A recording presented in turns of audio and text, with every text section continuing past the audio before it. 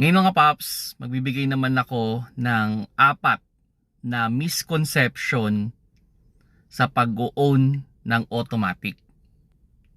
Hello mga paps, I'm Kuya Shane. Kung hindi ka pa nakasubscribe sa aking YouTube channel, press the subscribe button.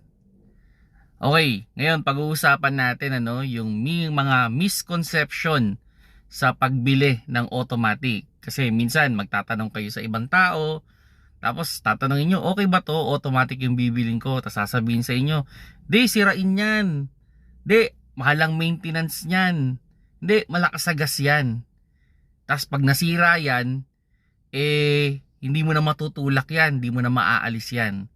So ngayon, sasagutin natin yung mga misconception na yan. So yung isa dyan is yung, pag hindi daw mag-start yung automatic, hindi mo na maitutulak. Well, hindi yung totoo mga paps, no? Kahit hindi mag-start ang automatic, pwede nyo pa rin niyang itulak. Ang idea dyan, ito, sample. Kung nasa park yan, hindi nyo talaga maitutulak yan. So, syempre, kailangan nyo siyang dalhin sa neutral. Kahit hindi naka-on ng sasakyan, pwede nyo siyang madala sa neutral. Kasi normally, nakalak yan eh. Ayan o, di mo madadala yan.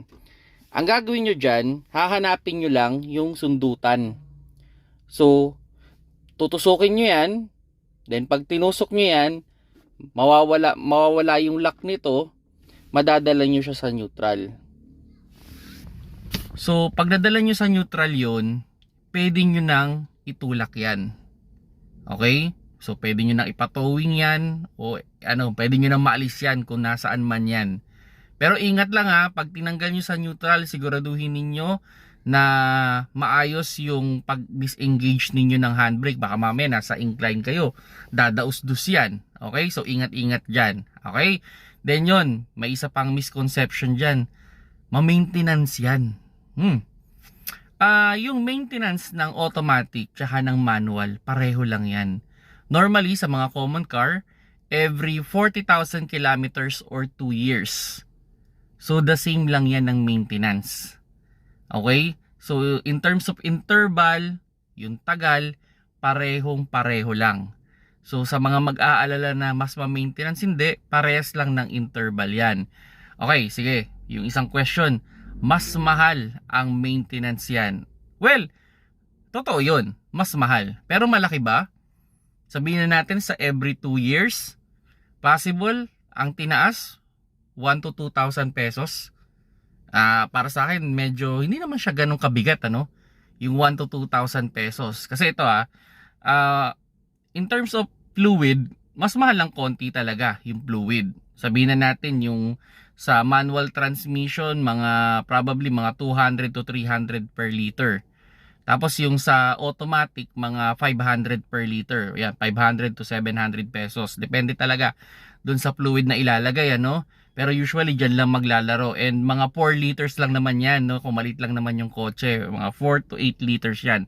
So depende do sa laki ng kotse. So sabihin na natin sa fluid, mga 1,000 to 2,000 pesos yung difference.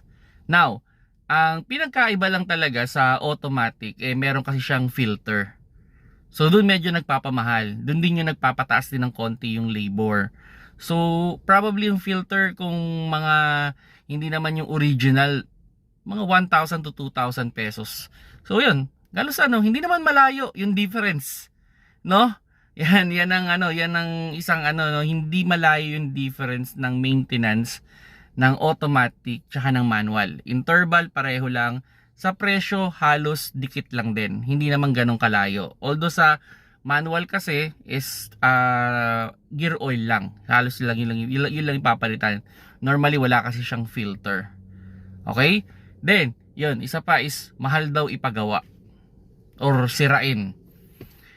In terms of sirain, para sa akin ito personal opinion ko to mas hindi nga sirain ng automatic.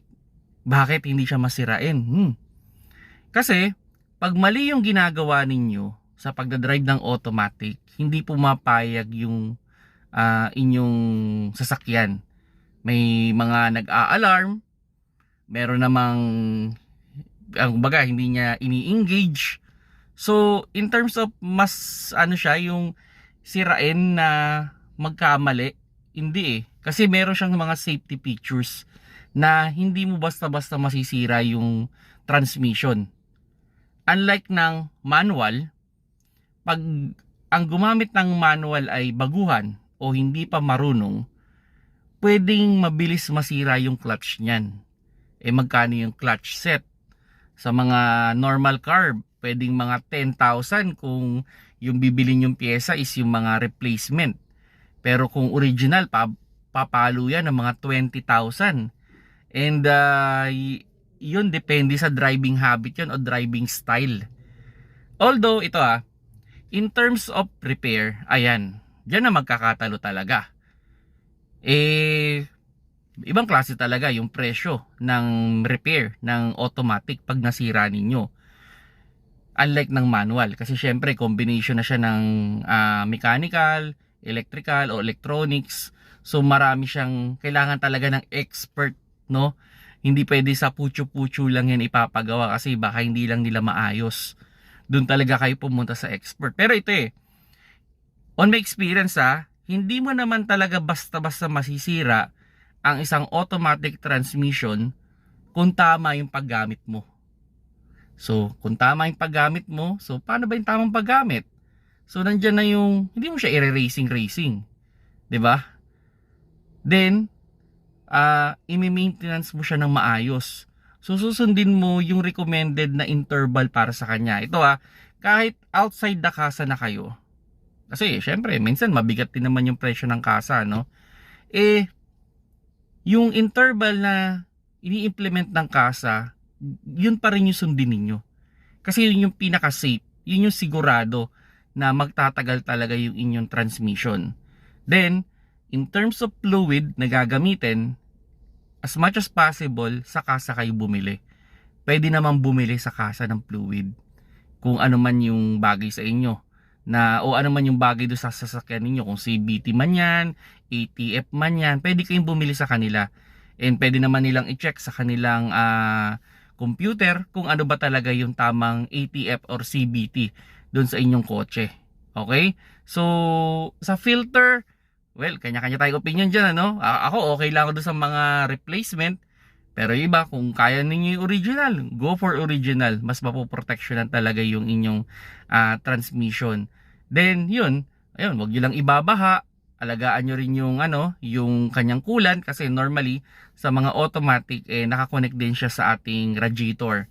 So, alagaan nyo lang yung coolant. And sigurado naman na magtatagal yan at wala kayong halos magiging problema sa automatic. So, dun sa mga misconception na hindi ba na itutulak pag ayaw na mag-on, maitutulak yan. Ilagay nyo lang sa neutral. And dun sa mga sirain, hindi naman sirain, basta gamitin mo lang ng maayos, i-maintenance mo lang ng maayos. Ma-maintenance, pareho lang ng interval.